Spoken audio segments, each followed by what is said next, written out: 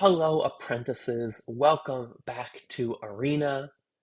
Welcome back to whatever the one before your penultimate lesson is. I don't know. It's not tertiary. Not important. I went ahead and did a little bit of cleaning up on the color challenges.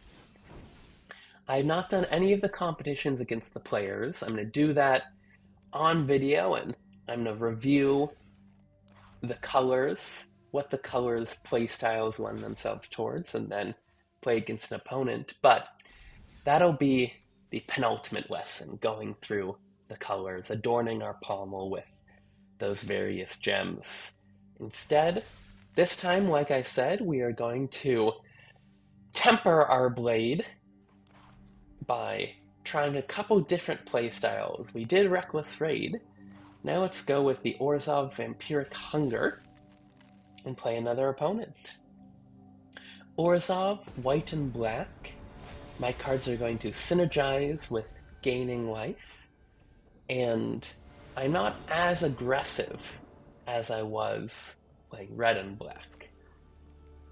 My hand is good. I have both colors.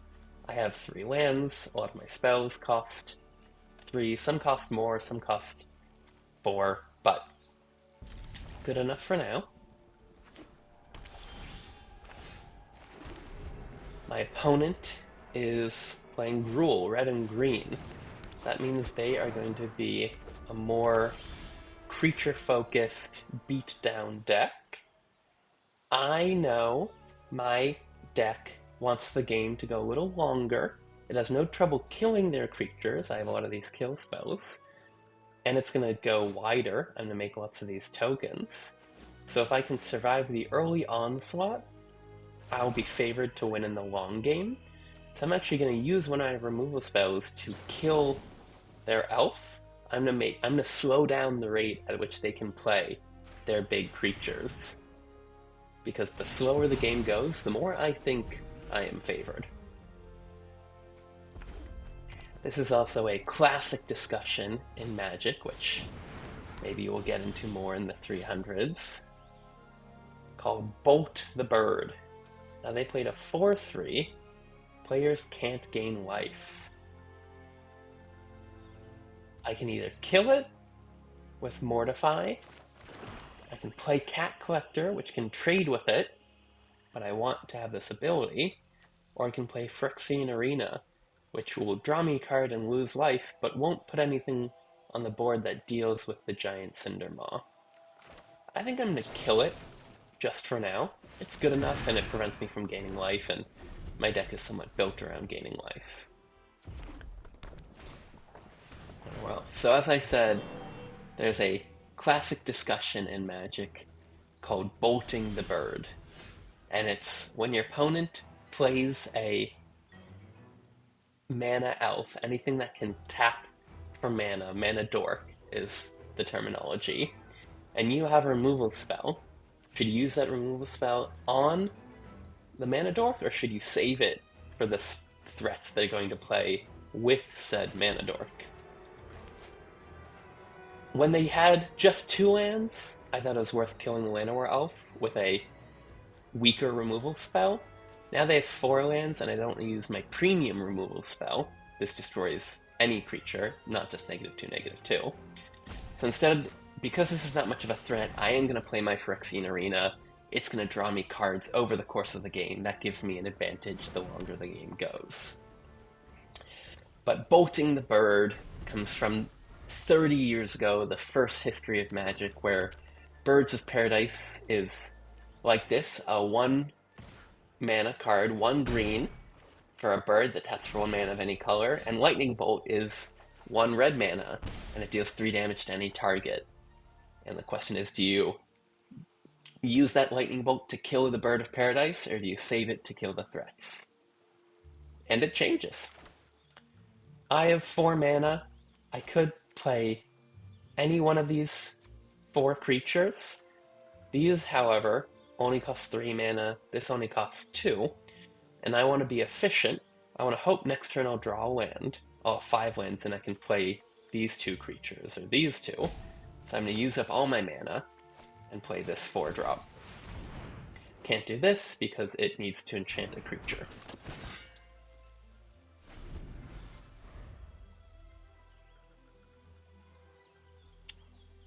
So I'm very happy with how this game is going because it's going slower. I was able to stunt my opponent's initial momentum, prevent them from building up an army of creatures and onslaught that would threaten me. This creature is good, but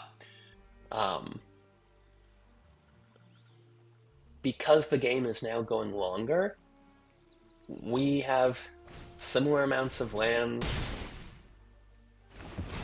They have more creatures on board, but I have a lot more cards in hand, and I'm going to continue having more cards in hand, because every turn I'm going to draw 2 cards, and they will only draw 1.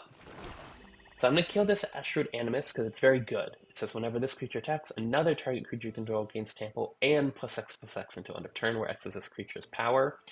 So this is a 4/4 that gives something else +4/+4 until end of turn. That's a premium threat. I'm going to use my removal spell to get rid of it, and then I'm going to use my 2 remaining mana to play this 2-drop. It says whenever this creature or another creature you control dies, target opponent loses 1 life, I gain 1 life. And they're trying to trade their elf for my creature, and I actually think keeping my creature alive around is better than trading it for their elf. They don't need 1 mana anymore, they already have 6 lands, so they're trying to get rid of this, but I want this around because anytime one of my creatures dies, I gain a life, my opponent loses a life. That's worth taking 1 damage and letting them keep their elf. Now let's see what I draw. Okay. Hinterland Sanctifier, whenever another creature you control enters, you gain 1 life. Sunblessed Healer, when this creature enters, if it was kicked.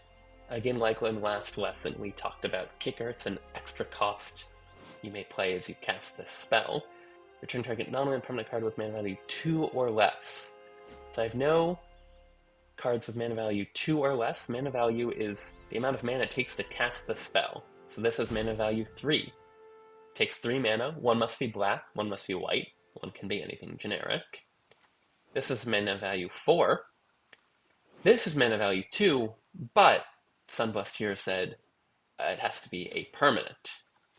It said non-land permanent card. Instants and sorceries are not permanents. So I'm going to play Hinterland Sanctifier, because this triggers, I gain life whenever another creature you control enters.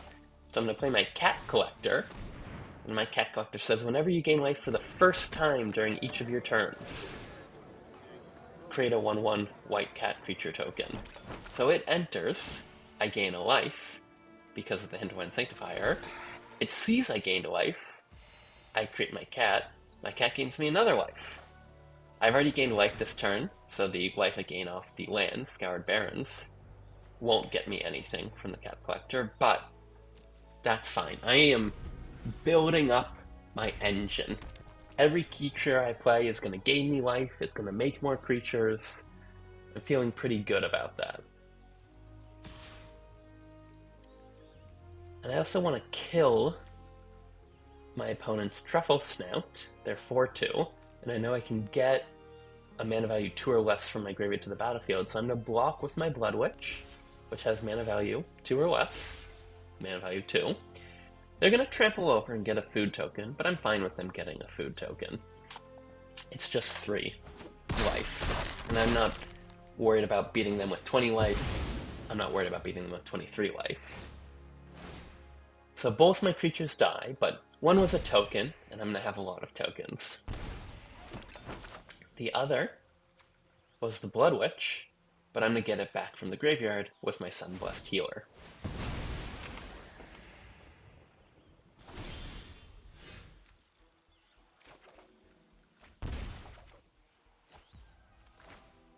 Okay, I'm going to play things I'm going to use up as much of my mana this turn as possible. I'm going to start with the Dazzling Angel, because this has effects whenever other creatures I control enter the battlefield. I now have 2 things that gain life whenever another creature I control enters.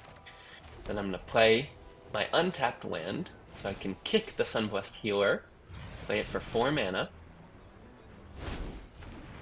and get my Vengeful Blood Witch back from the graveyard, gaining 4 life from playing this. I gain 2 life, it enters, and then this enters, I gain 2 more life. My opponent is probably reading the cards, and they might be thinking it's time to concede, because I am pretty favored in this position. I can't imagine what my opponent could do to turn things around in their deck at this point. But we'll see. I just think I have more creatures, more lands, and I'm drawing more cards. So, that's the strategy of this matchup. I know they're playing red and green. I know what that wants them to do. Have creatures and buff up their creatures. I know if I can kill their creatures earlier on, then I can prevent them from getting the momentum. If I can build out my board state, I can assemble my engine. I'm drawing extra cards, I'm gaining life. And at this point, I'm basically just running through the motions. I'm just, good game. Using up my mana, playing my cards, but the game's been decided. It's like in chess, how often a game doesn't go to the very end when your opponent is in checkmate. Those chess players will just realize the game's over, I've lost at this point. Something pretty similar happens in Magic, where you get to the point where you realize, oh, the game's kind of over. Okay. That's the screen we love to see. Victory. And that went quick enough that I think we can toss in one more match, hopefully get the win, and close out this event. Bards and Boko, Affinity for Birds. Spell costs 1 less to cast for each bird you control. We saw Affinity for Cats in a previous video. And like I said, we went aggressive, we went mid-range. Now let's go spellslinging. Wondrous Wizardry, which isn't really control. Control is more the archetype that has a lot of counter spells and board sweepers. Wants the game to go the very longest. This is probably more tempo or combo-y. It just wants to be casting a lot of spells and benefits from having cast the spells. I have 3 lands. I have both my colors. I have cheap spells that I can cast with my mana. Good hand. I'm going to keep this hand.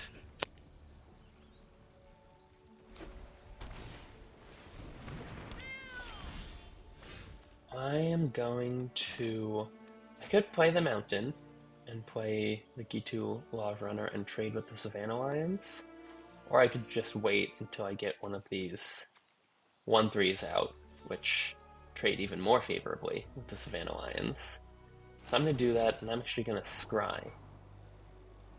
I'm going to read this card. 7 mana, flying. Ward.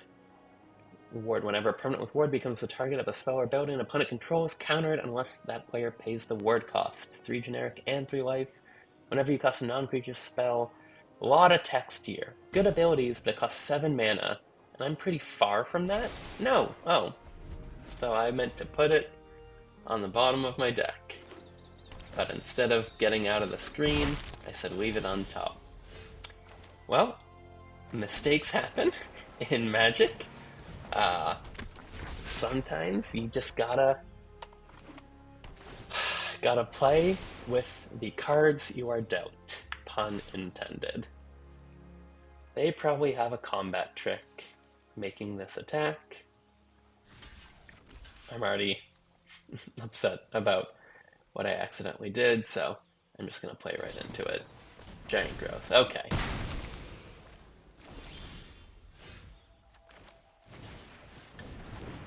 Play both my cards. The other theoretical advantage in this format is we know what each other's deck lists are. I didn't spend that much time reviewing the cat deck list, but yeah, we know they have these auras, we know they have that mass cat pump spell, we know they have a bunch of particular things. Why am I attacking? Well, I'm attacking because I don't have good blocks. This is a 4/3 with trample. I didn't have 4 damage to keep it back, or 3 damage. And now I do, but it costs my Mischievous Mystic and my G2 Lava Runner. It takes 2 cards to block it. I didn't want to do that earlier on. I might be doing it now. Although I actually think I will block the Wary Thespian, my G2 Lava Runner. Who knows how this game might have turned out if I had properly put Ovika on the bottom, like I meant to. But maybe we are due for a humbling. Nothing quite tempers you like a defeat. Oh, that is good for them. They're gonna put me to 1. They didn't attack. Shocked that they didn't attack. Shocked that they didn't attack. I'm not gonna attack because they have a close to lethal setup for me. I'm gonna keep my creatures back, and I have this spell that gives a creature +0/+3, so more toughness and hexproof. So can't be targeted or cancels the targeting of spells. And whenever I cast an instant or sorcery spell, creatures I control get +1/+0 and gain trample until end of turn. So I need to think, how do I wish to block?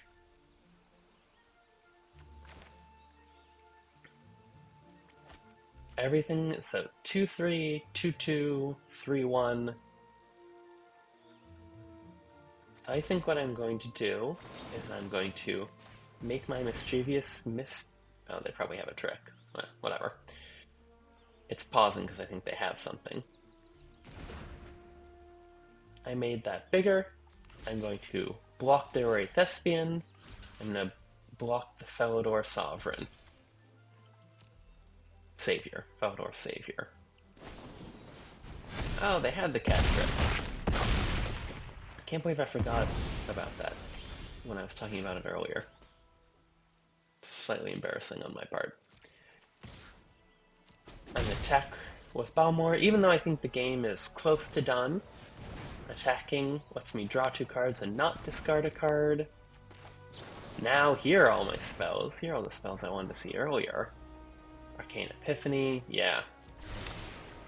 Well, if I put this on the bottom, may have been a different story. As it is, I'm gonna concede because I have lost this game. Our streak comes to an end, but if this isn't tempering, then I don't know what is. We are balancing our strength with flexibility, we are avoiding brittleness, and we're learning a valuable lesson. Sometimes you make mistakes, sometimes the game doesn't go your way. Thank you for following along. I'm going to take you on a journey next time of not just the color pairs, but each color and the play style they lend you towards. Because once you know the individual colors, you'll have a better idea of how they work when they combine together. Thank you. Like and subscribe. And comment. And all that jazz.